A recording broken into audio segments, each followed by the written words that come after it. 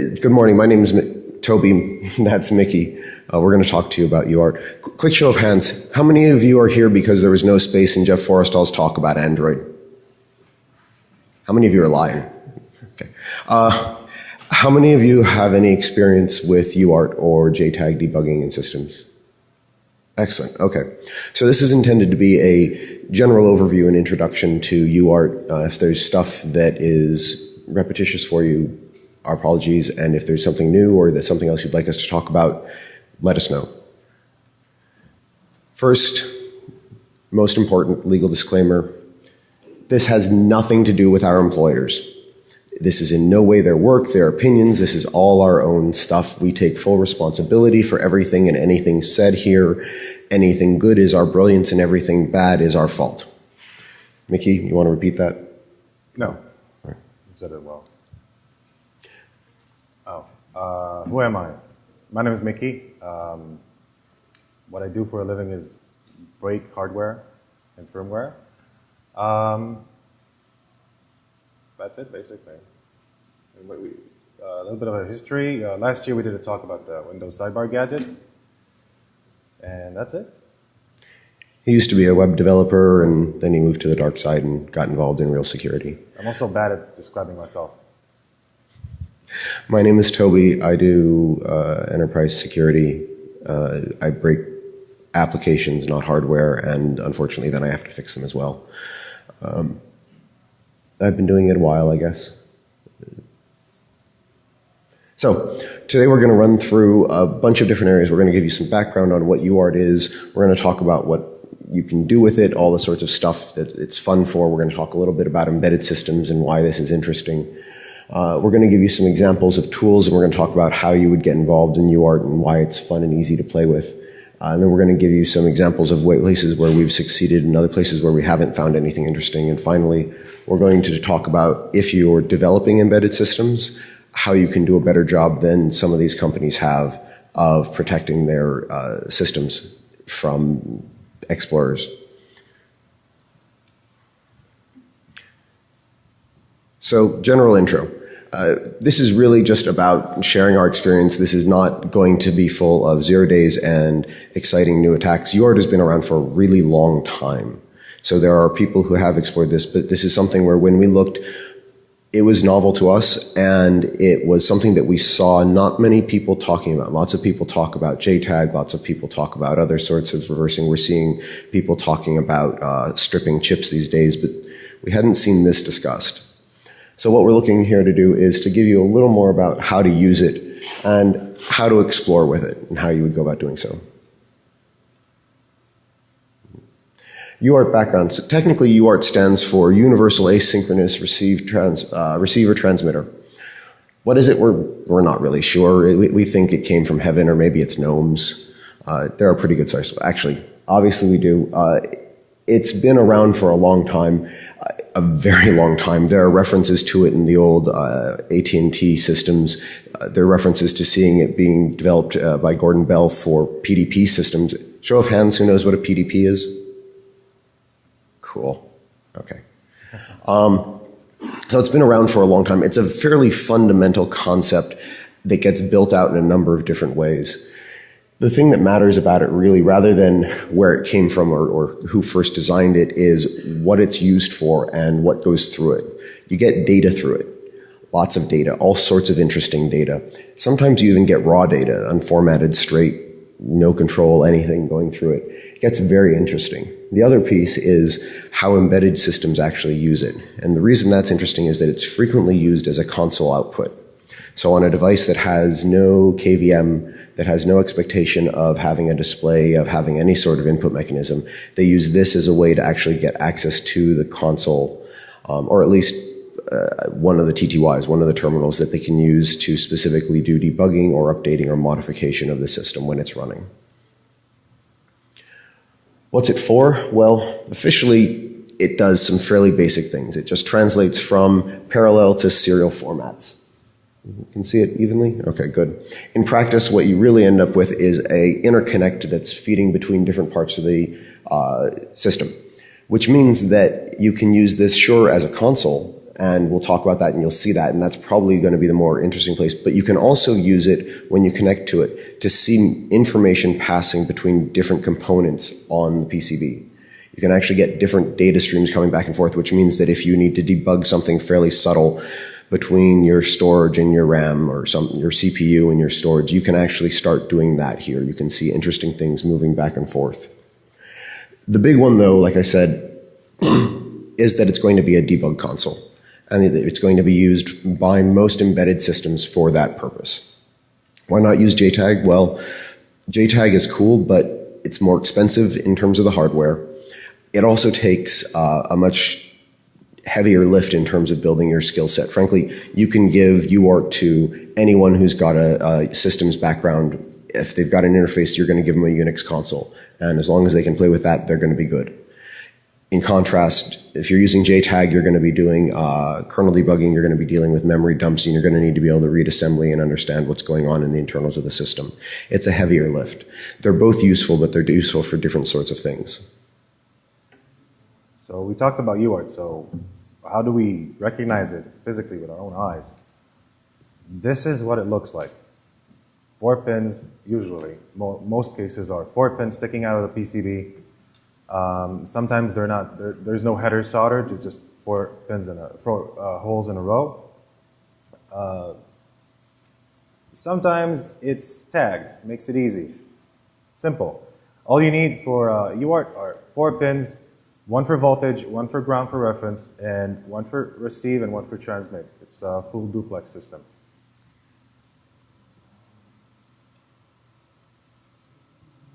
Okay, so an interesting way to verify that you are using UART is that you are finding UART is to poke at every pin and pad on the PCB. For what it's worth, actually, most of the time when we looked, you'll just see that row of 4 pins. In the majority of the cases, we saw the row of 4 pins. It's really common, but there were some where I'd look at it and I didn't see anything, and Mickey would grab it and say, oh, yeah, let's try that. And so we wanted to bring out exactly how you do that. So this is the flow, and the rough flow of how you do it. You find interesting pins or pads in any configuration on the PCB. Could be 4 vias in a matrix, for instance, or a row of pins, a row of holes. It has nothing to do with anything you see on the board, or you follow lines coming from the CPU onto some pins. Once you map those out, you need to find ground, which is easy. We'll talk about that later. Now this is written in blood, so just to make sure that you don't fry your tools. Sometimes lines are 5 volts and your tool is 3 volts, and that they don't really like each other. You then connect the ground to your device. You boot the embedded system, the tool. You boot the embedded system. While it's booting, if UART is used on the embedded system, it will transmit. So the easiest way would be to just take the receive line of your tool and just poke at all the pins until you see something. If it's gibberish on the screen, could be it's just raw data, or you're in a different baud rate, different speed. You need to adjust your tool. If it's not garbage, if you see English, you win. And we'll talk about the actual individual tools for each of these steps. We'll go into Bus Pirate. We'll talk about how you check for voltage, everything else in just a little bit. So embedded systems at a fundamental level, they're really very simple things. And to make an embedded system, you just need 3 basic components. You need some RAM, you need a little bit of storage, and you need a CPU. These are some simple examples of different components that you might find, but there are literally thousands of vendors and tens or hundreds of thousands of components that you could combine in any or in any combination to give you what you need to be an embedded system. They're really very simple, and as a result, they're being put everywhere. This is the cliche of, I hate to say it because I'm going to have to pay for it later, Internet of Things. But this is where you're getting the fact that you're putting logic into everything.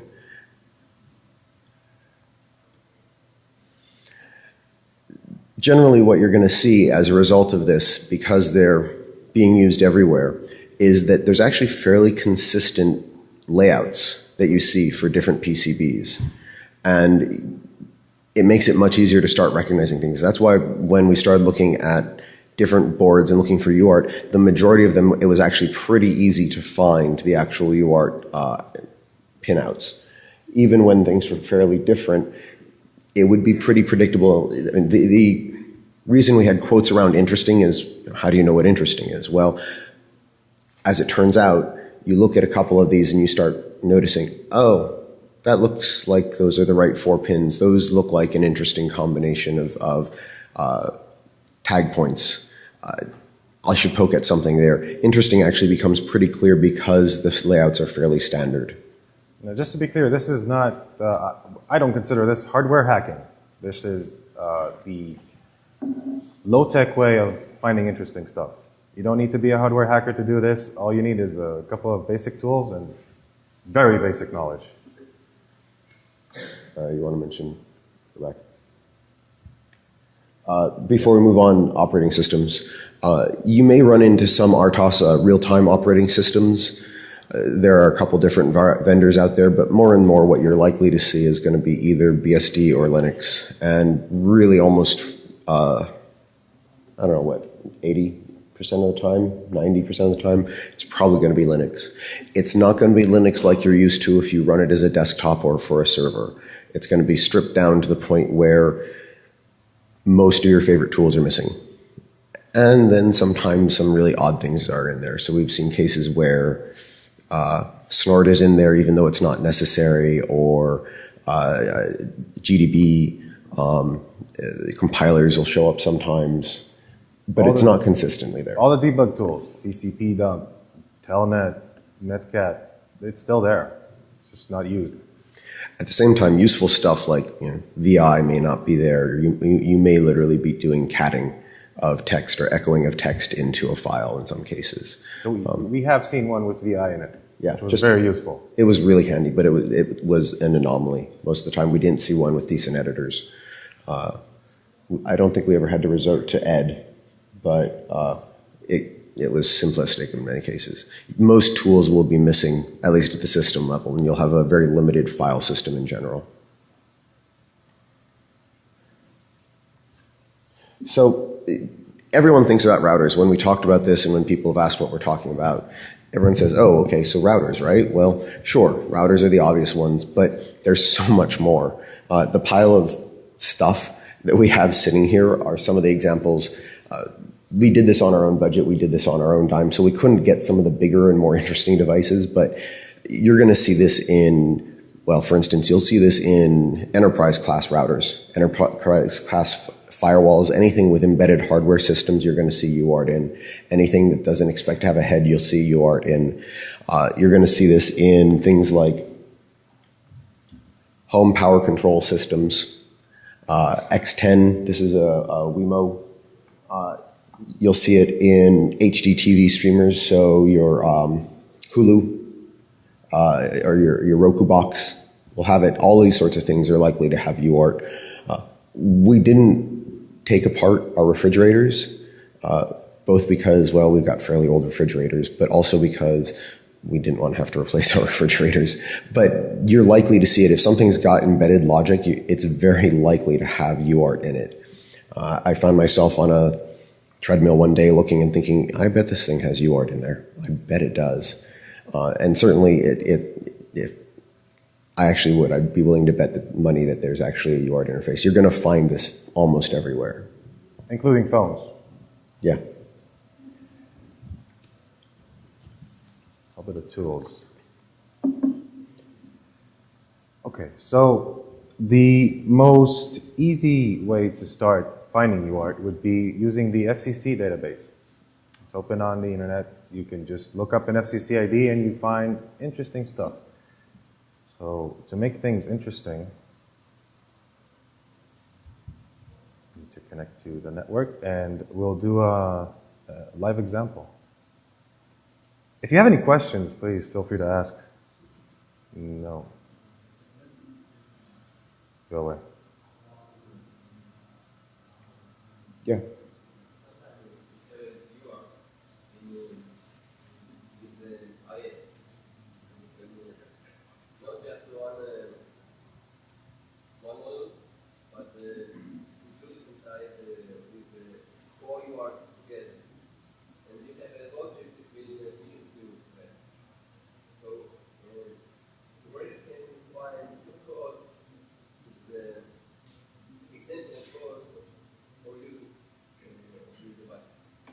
Between multiple UARTs? Yeah, that's the question. So the question was, sometimes in devices you'll see multiple UART interfaces available, and there's going to be some logic that's used and some code that's used to control which one is going to be sent or received data from at different points in the platform. As far as I know, when we've seen that, it's been in the kernel for the system as it starts booting. Mickey? I'm trying to present my screen, but my computer doesn't like me. But yeah, I'd generally be looking at the system configuration for which device it's actually configured to read out to and read in from. But I haven't seen many of those. I'd be interested afterwards come up, and it'd be neat to know which ones you're seeing it in. Right?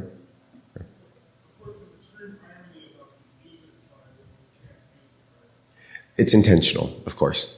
Unfortunately, we didn't make sufficient sacrifices this morning to the demo gods, so we are playing with fire a little bit. But no, it was just the Mac decided to go on strike. Okay, why don't we go back to slides? So you'll have to trust us, or you could, on your own device right now, pull up the FCCID database, and we can give you an example of what an FCCID looks like. You can find them on the bottom of a device.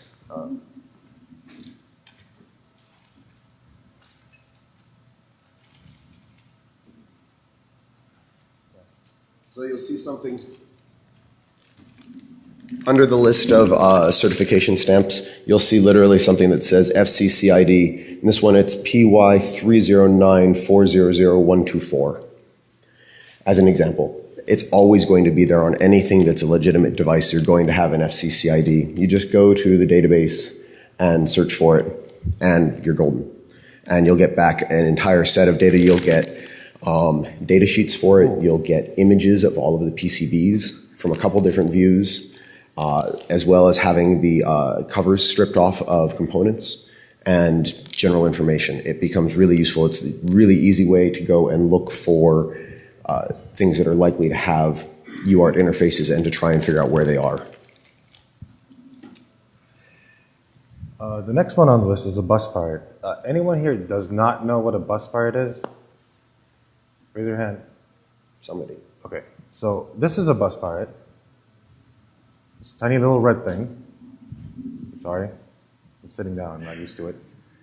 This tiny little red thing is what's commonly called the Swiss Army knife of the hardware hacker. We're using this because it's more convenient to use. It doesn't mean that we can't use anything else. We're going to talk about a different tool. It costs like $8 on eBay. This one is $30. Not a very expensive tool. Gives you a whole lot of things, a whole lot of macros and control setups. It allows you to interface with a huge number of hardware interfaces. It allows you to control baud rate and reset the device and do a number of other capable things. You could spend many, many hours just talking about the bus pirate. And it's actually something that's been built out of the hacking in the sort of the builder community, the maker community. So it's a nice thing to support the companies that actually make them. They're just really handy things to do and really handy things to have. Next one on the list is a multimeter. So when we were talking about how you make sure that your voltage isn't too high for whatever your tools are, this is how you want to do it. Yeah, and it's an awesome ground finding tool, which you can also do with a battery and an LED. Other tools, like I said, $8 on eBay, USB UART cable. If you can buy it from China, it can be under $1 if you buy it in bulk. Soldering iron, very important if you find the pins on the PCB and you want to connect your bus pirate to it. You need to make it comfortable. Magnifying glass, because we're old and we can't really see very well, and sometimes the pins are really, really small.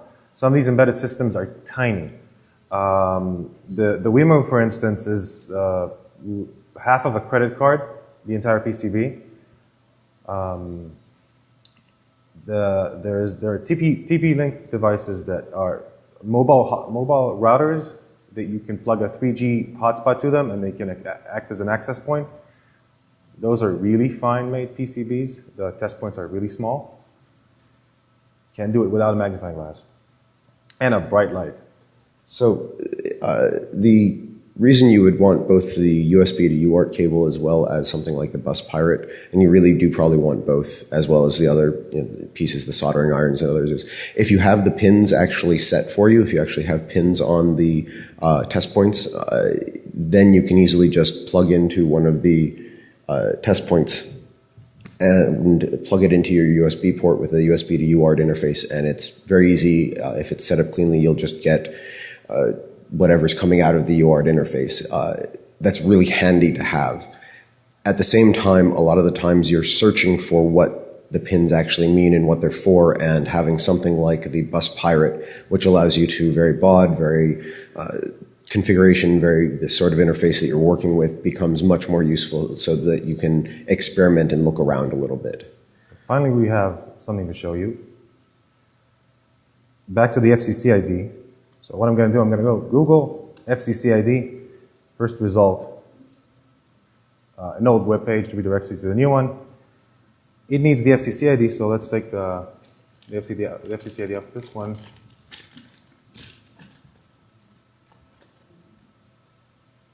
So it's the first 3 characters, and then the rest of it.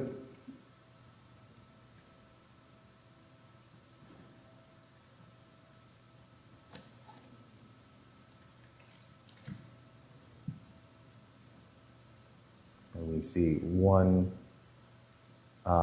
entry. There's an entry and an update. And inside this thing, usually what you'll see is internal photos. In the internal photos of the device, it's easier to find compatible devices without buying them. Just find their FCC ID and look in the internals, and you don't have to spend money. So this is a great example. As you can see, let me get this a little bit enlarged.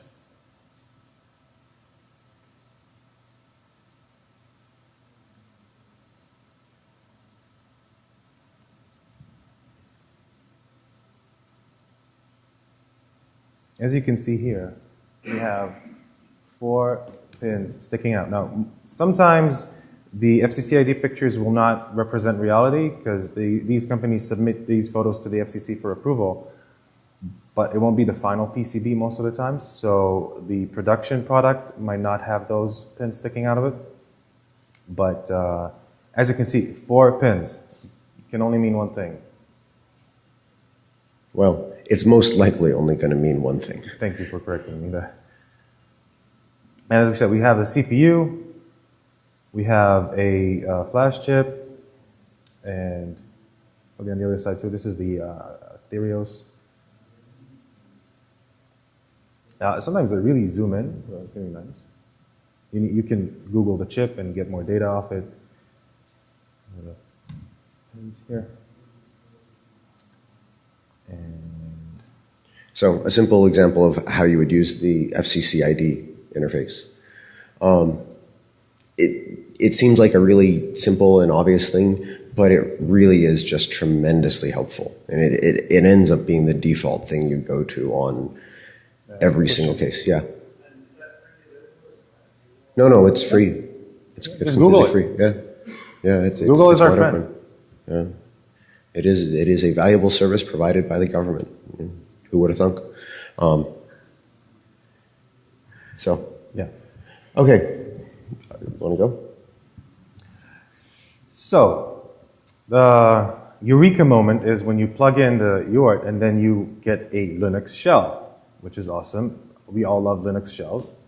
And most of these just boot the shell and as root. And no authentication. No authentication whatsoever. It's fun to get a shell. It's really fun to get a root shell that didn't require you to log in. And once you're in the shell, you can just browse it and you see interesting stuff. For instance, you can go into the web directory of your device and see all the files. You don't need to enumerate them. You don't need to brute force them. Just have a list of them. See the permissions. Whatever you want. Some of these are named really funny, like hidden info. So remember that this is dealing with an embedded device. So this is something where if you didn't have this interface, you'd have no other method of getting to this information. It would be a pure black box experiment.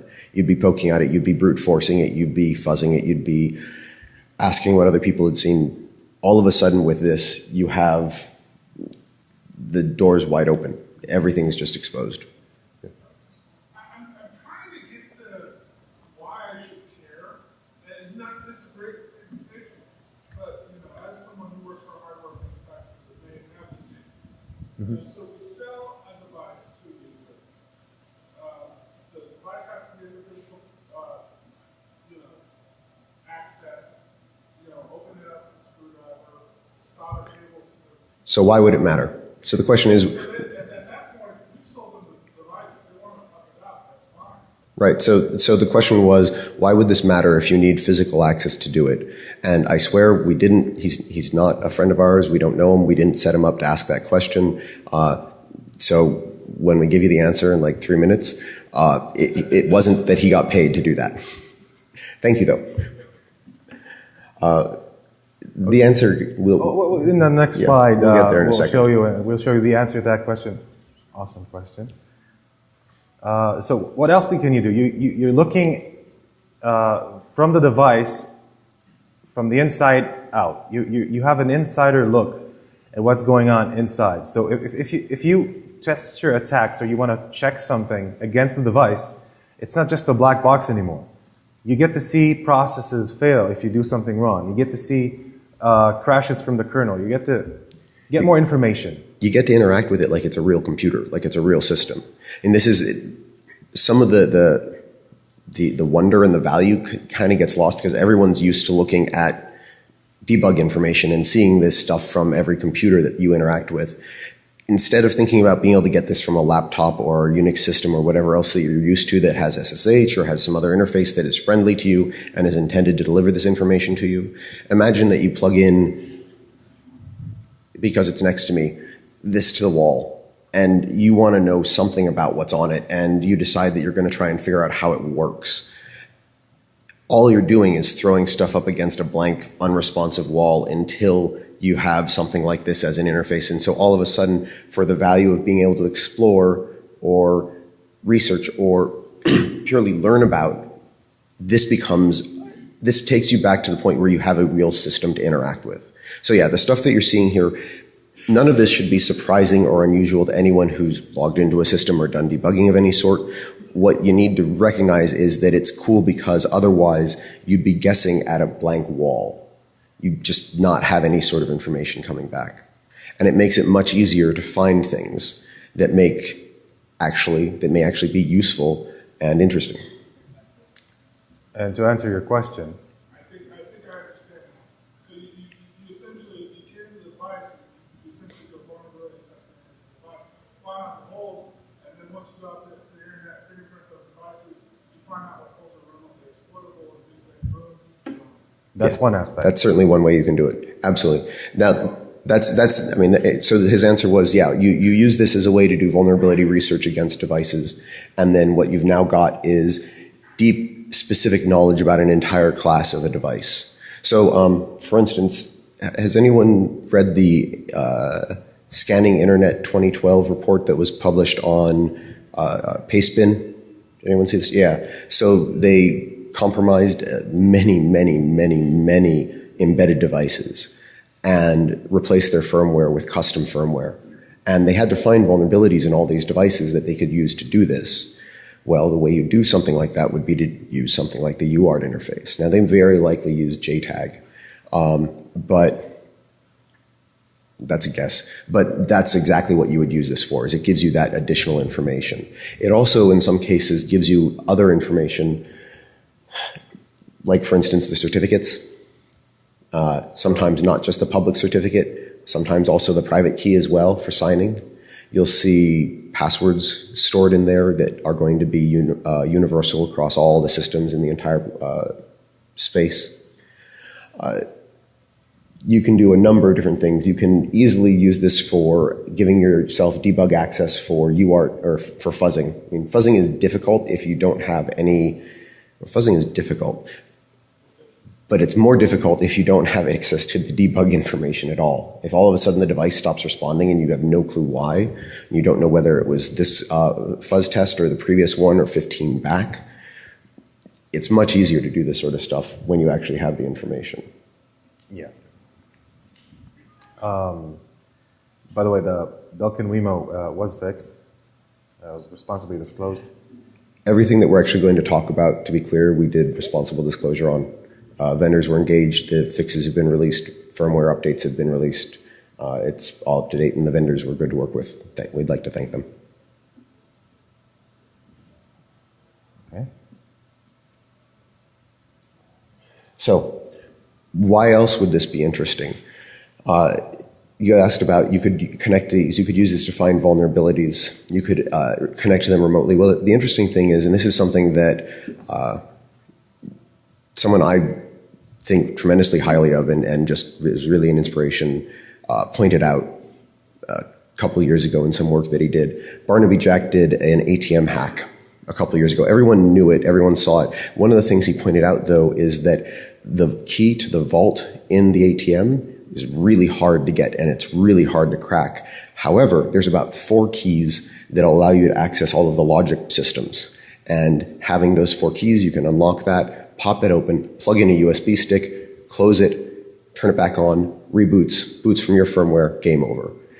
So even if you're walking up to a system, having access to this interface, if it's externally exposed or you understand some of the pieces, because in some cases they are accessible even without cracking the full case, you can do some interesting things.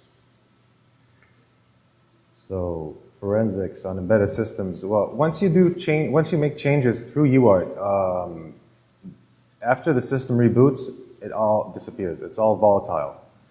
The way an embedded system works is it reads its whole operating system from a flash, loads it into RAM, and then boots itself. Every time it boots from the same image. So every change you make after it boots is volatile.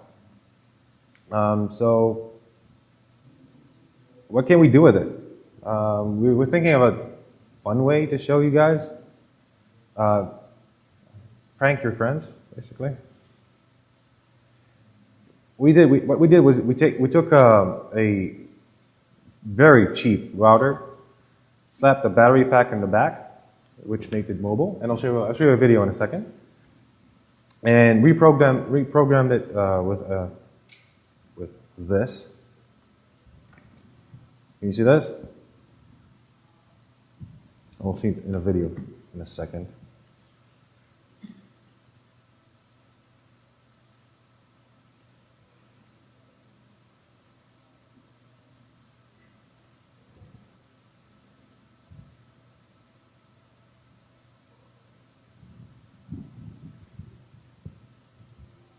You need to plug sound in? No, there's no sound. So we have the target,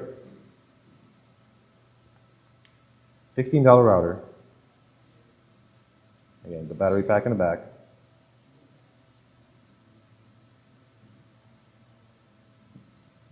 Default settings is generic SSID, nothing touched. We have the PwnBox, 2 Arduinos in it. Specifically designed to scare people. It's not designed to scare, it's designed to encourage you to push the happy red shiny button. What we do is just connect this to the router after it boots. The Ethernet cable is used to transfer files to the device. This is the UART interface. Plug in the UART. Power up the device.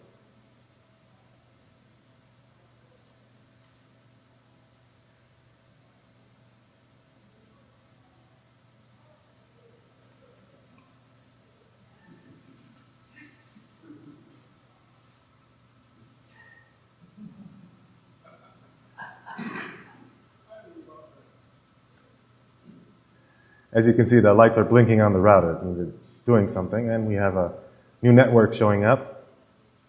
It's really blurry, so you're going to see it in a second. Yep.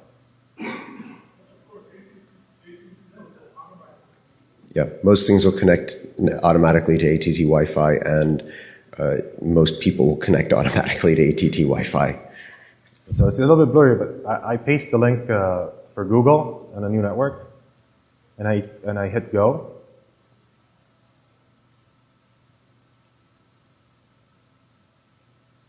Can you all read that? Yeah. So by plugging this into the router was wiped, reflashed. Well, not fully, not reflashed, reconfigured. It wasn't reflashed, which is actually a benefit here. And now becomes something that will automatically compromise anything that connects through it. The beauty is when it's rebooted, as Mickey pointed out. Wait.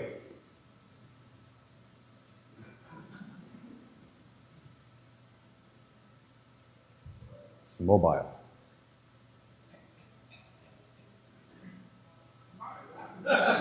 No forensics. Once you cut the power, it all resets to normal.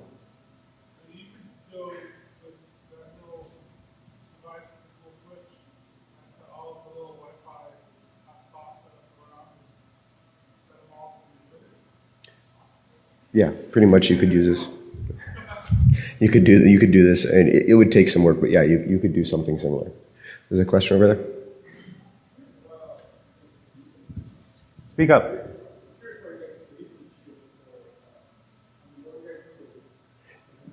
Say that again? Oh, the Ethernet jack? Oh, you mean the Ethernet? The two Arduinos in this box. One is an Ethernet Arduino shield, which we use to serve files. So it acts as a web client, and through UART, we're telling the embedded system to wget or snarf the files from that client, and you can put whatever we want on it. At first, we wanted to put Rickroll, but it was too big for the embedded system. And I refuse to do that to people. I think it's obscene and cruel. So the beauty is that you just pull the power, and the configuration is gone. It flashes back to where it started. There's no evidence. There's no information, and at some point, someone's going to have to pull the power for one of these things. Yeah, and if you slap a solar panel on this thing, it can run for a long time. Unless you live in the Pacific Northwest. Okay, so I think we're going to save it to the end so we can make as much as we can. I'm going to show you how we connect to a router from our Windows system. So we can do this. It's very easy. It's a $15 router. It's not like $100. What's it called? Pen testing tool. It's certainly not as powerful as a PwnBox or something, or a Pineapple, but for some cases you don't need it to be. And at $15, I'm much more willing to throw away a $15 device than I am to throw away a $100 or $200 or $500 device. I'm much more willing to throw a $15 device. So we worked with the WeMo team at Belkin, and they specifically upgraded the firmware to actually just require a login. And at a fundamental level, this is the first step in terms of actually doing this. We don't recommend getting rid of the UART interface. That doesn't make sense. Anyone who's worked with hardware or built hardware understands you need some way to do this work. But there are some simple things you can do that just make it more secure. First one being just simply require a login. Have a user and password. And even if it's generic, even if it changes just with your different versions of the firmware, you've raised the bar just that little bit.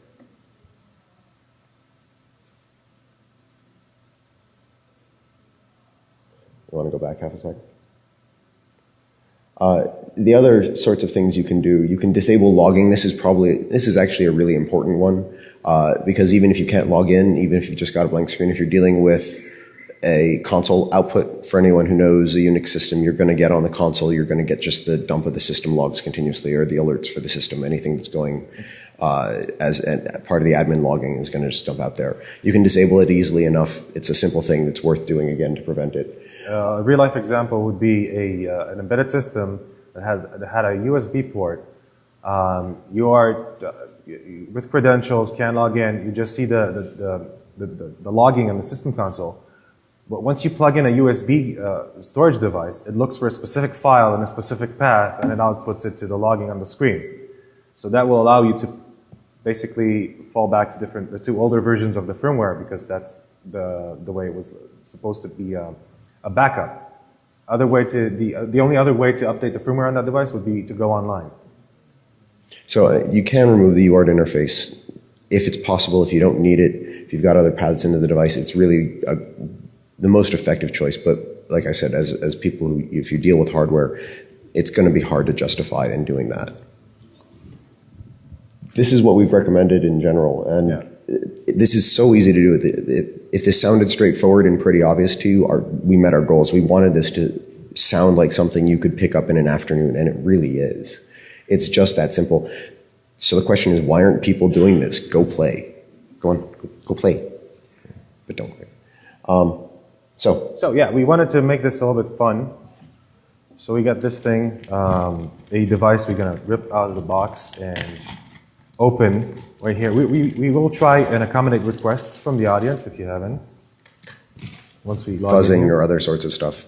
By the way, before we get distracted by doing that, I realized we didn't mention it at the beginning.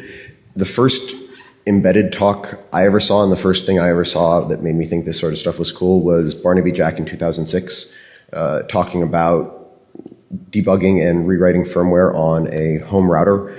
He managed to make the home router download binaries you were interested in ahead of time, inject his backdoor into them, and then recalculate the hash so that the hash displayed on your website was correct for the modified binary. He did it with a JTAG. It was amazing. It's awesome. He totally inspired me, and I think he inspired lots and lots of people. So we just wanted to say that we wouldn't be on this path if it weren't for him. So I opened the device, trying to connect it to power. I have a bus pirate here connected to my computer. I'll just switch to it in a second. You want to turn on your camera and see if we can show them Yeah, in a second. So we're going to try and turn on the camera and show you what the actual PCB looks like.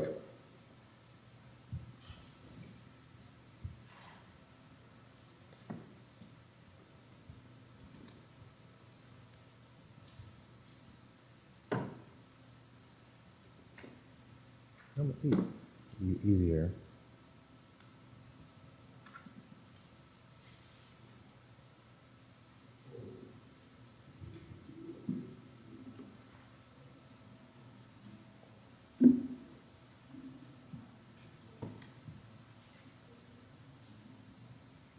Okay.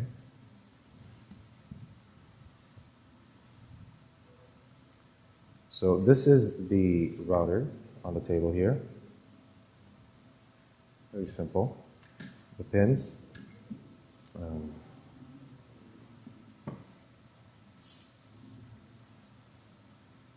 Any questions, by the way? Nothing?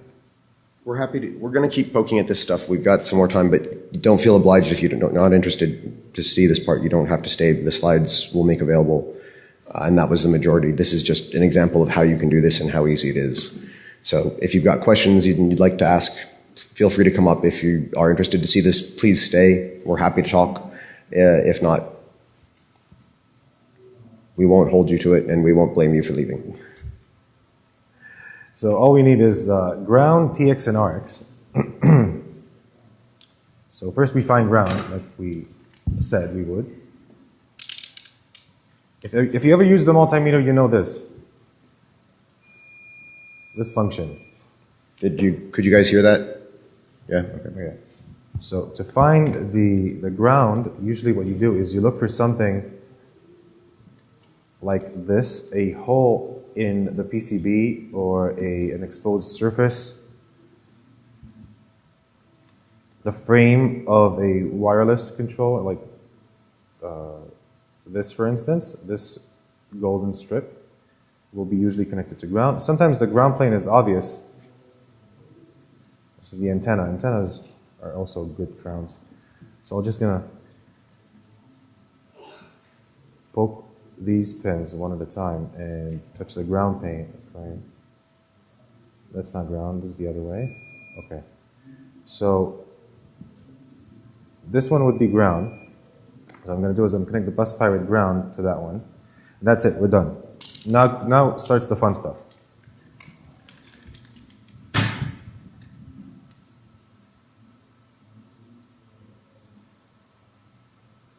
We connect to the bus pirate.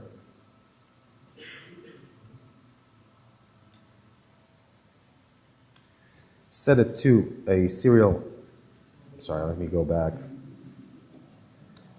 There are different modes in the bus pirate. I'm going to choose UART number 3. And now I'm going to choose the speed of the bus. Most devices will be 115/200, so I'm going to use that. I have never encountered a situation where I had to choose parity bits or any other information, so I'm just going to leave it as default. And the output I'm going to use as normal because I have ground connected. So bus pirate gives me an opportunity to sniff. It has macros. So if I do a list of macros, I can do a transparent bridge between the bus pirate and the device. I can do a live monitor, so I'm going to use now, and a bridge with flow control. It's more technical. I'm going to leave it out now. So I'm going to start with sniffing, and I take the wire from the RX line on the bus pirate and to find the TX line on the device. So the device is now powered off. I'm going to power it on and poke at each pin. So pin number 1, nothing. Pin number 2, no. Oh, we got something on pin number 2. I got the system booting up. Awesome. Wow, that was easy. Yeah, that was super easy. For the record, no, we did not plan this. That literally was a device that was just pulled out of a box. So we saw that we got the TX out of the device. Now we need to find the RX line in so we can write and do commands. So I'm going to put it on a bridge mode. Take the other line, the TX from the bus pirate to the RX in the device. So I have 2 pins left. One of them is VCC, the other one is RX. Again, remember, VCC could be bad if you connect the wrong line somewhere. So luckily, I know this device. We're good friends. So I'm going to connect the pin and start typing, and I can see it on the monitor because if I transmit from the bus pirate, I should receive it back from the device. So I know the loop is closed. And, oh, I have a shell. What do you know? It's super cool. You now have a file system. Oh, look, tab completion. Oh, nice. You have a root prompt there, so you have a sense of what user you probably are. We got here, we got, net scan, net dump. Interesting stuff.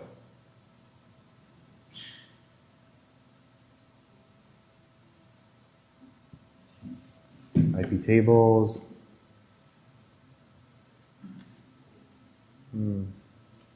Some of these are really interesting because they have LED controls with GPIOs. You can just play with it. It's fun. Let's see. No, not this one. Snarf?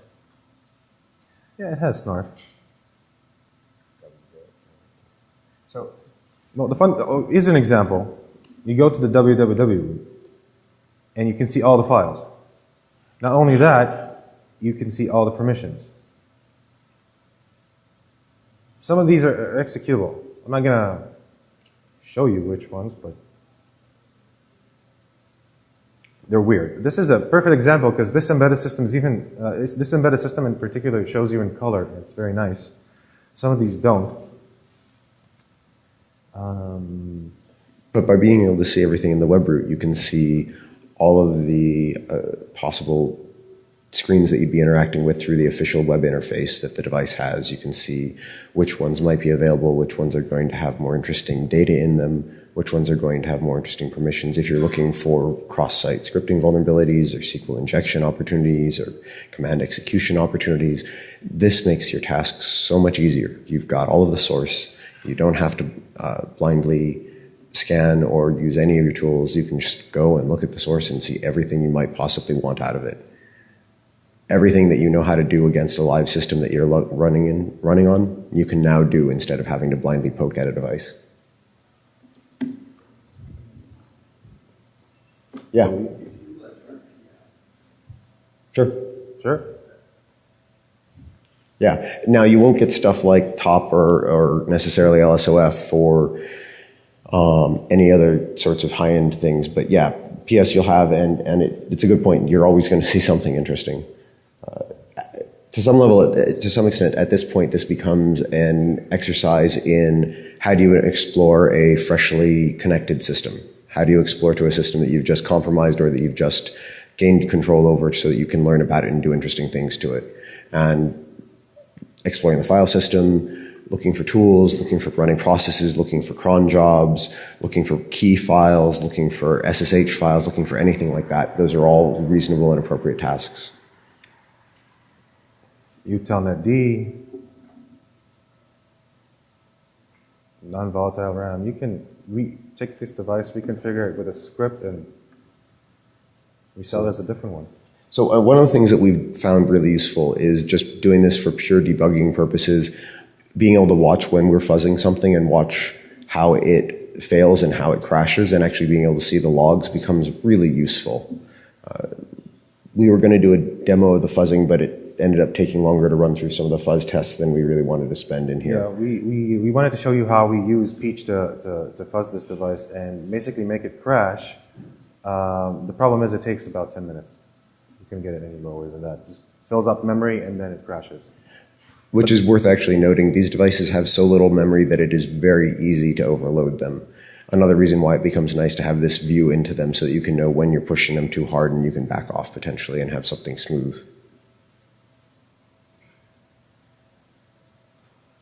Any other questions?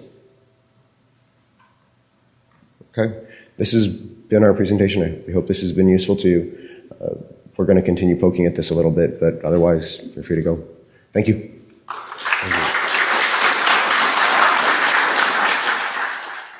There are references to seeing it being developed by Gordon Bell for PDP systems. Show of hands, who knows what a PDP is? Cool. Okay. So it's been around for a long time. It's a fairly fundamental concept that gets built out in a number of different ways. The thing that matters about it really, rather than where it came from or who first designed it, is what it's used for and what goes through it. You get data through it. Lots of data, all sorts of interesting data. Sometimes you even get raw data, unformatted, straight, no control, anything going through it. It gets very interesting. The other piece is how embedded systems actually use it. And the reason that's interesting is that it's frequently used as a console output. So on a device that has no KVM, that has no expectation of having a display, of having any sort of input mechanism, they use this as a way to actually get access to the console, or at least one of the TTYs, one of the terminals that they can use to specifically do debugging or updating or modification of the system when it's running. What's it for? Well, officially, it does some fairly basic from explorers. So, general intro. This is really just about sharing our experience. This is not going to be full of 0 days and exciting new attacks. UART has been around for a really long time. So there are people who have explored this, but this is something where when we looked, it was novel to us, and it was something that we saw not many people talking about. Lots of people talk about JTAG, lots of people talk about other sorts of reversing. We're seeing people talking about stripping chips these days, but we hadn't seen this discussed. So what we're looking here to do is to give you a little more about how to use it and how to explore with it and how you would go about doing so. UART background. So technically, UART stands for Universal Asynchronous Receiver Transmitter. What is it? We're not really sure. We think it came from heaven, or maybe it's gnomes. There are pretty good sources. Actually, obviously we do. It's been around for a long time. A very long time. There are references to it in the old AT&T systems. That's it, basically. A little bit of a history. Last year we did a talk about the Windows sidebar gadgets. And that's it. He used to be a web developer, and then he moved to the dark side and got involved in real security. I'm also bad at describing myself. My name is Toby. I do enterprise security. I break applications, not hardware, and unfortunately then I have to fix them as well. I've been doing it a while, I guess. So today we're going to run through a bunch of different areas. We're going to give you some background on what UART is. We're going to talk about what you can do with it, all the sorts of stuff that it's fun for. We're going to talk a little bit about embedded systems and why this is interesting. We're going to give you some examples of tools, and we're going to talk about how you would get involved in UART and why it's fun and easy to play with. And then we're going to give you some examples of places where we've succeeded and other places where we haven't found anything interesting. And finally, we're going to talk about if you're developing embedded systems, how you can do a better job than some of these companies have of protecting their systems things. It just translates from parallel to serial formats. You can see it evenly? Okay, good. In practice, what you really end up with is a interconnect that's feeding between different parts of the system, which means that you can use this, sure, as a console, and we'll talk about that and you'll see that, and that's probably going to be the more interesting place, but you can also use it when you connect to it to see information passing between different components on the PCB. You can actually get different data streams coming back and forth, which means that if you need to debug something fairly subtle between your storage and your RAM or your CPU and your storage, you can actually start doing that here. You can see interesting things moving back and forth. The big one, though, like I said, is that it's going to be a debug console, and it's going to be used by most embedded systems for that purpose. Why not use JTAG? Well, JTAG is cool, but it's more expensive in terms of the hardware. It also takes a much heavier lift in terms of building your skill set. Frankly, you can give UART to anyone who's got a systems background. If they've got it. Good morning, my name is Toby, that's Mickey. We're going to talk to you about UART. Quick show of hands. How many of you are here because there was no space in Jeff Forrestal's talk about Android? How many of you are lying? Okay. How many of you have any experience with UART or JTAG debugging in systems? Excellent. Okay. So this is intended to be a general overview and introduction to UART. If there's stuff that is repetitious for you, our apologies. And if there's something new or there's something else you'd like us to talk about, let us know. First, most important legal disclaimer, this has nothing to do with our employers. This is in no way their work, their opinions. This is all our own stuff. We take full responsibility for everything and anything said here. Anything good is our brilliance and everything bad is our fault. Mickey, you want to repeat that? No. All right. You said it well. Who am I? My name is Mickey. What I do for a living is break hardware and firmware.